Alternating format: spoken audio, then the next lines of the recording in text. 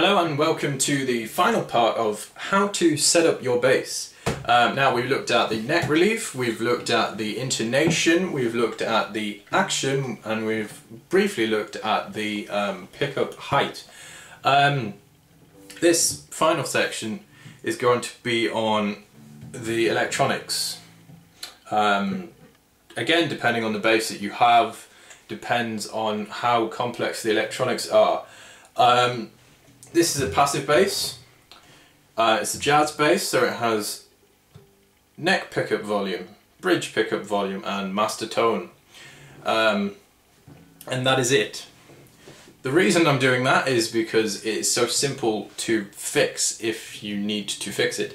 So obviously make sure that each tone, each knob is working to its fullest efficiency. So yeah, all of the knobs on, turn the tone off, and vice versa, you know, fiddle around, just neck pickup and tone and so on. My main thing is if there is a crackle when you are turning your tone on and off, if there's a crackle, that either means you've got a faulty connection in terms of the wiring, or it means you've got a faulty pot.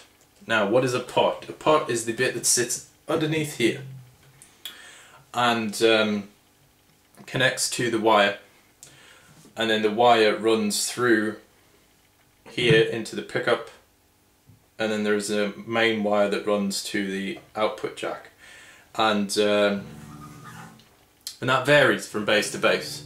Now the main problem in terms of basses is the output, the input jack.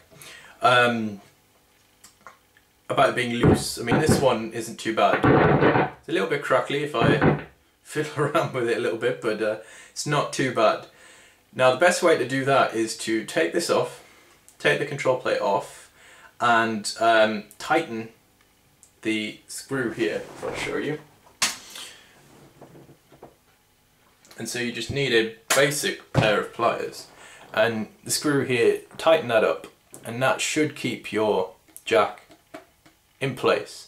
If it doesn't, take the control plate off, there'll be a screw underneath, a nut underneath as well. Tighten that up, and that should solve your problem.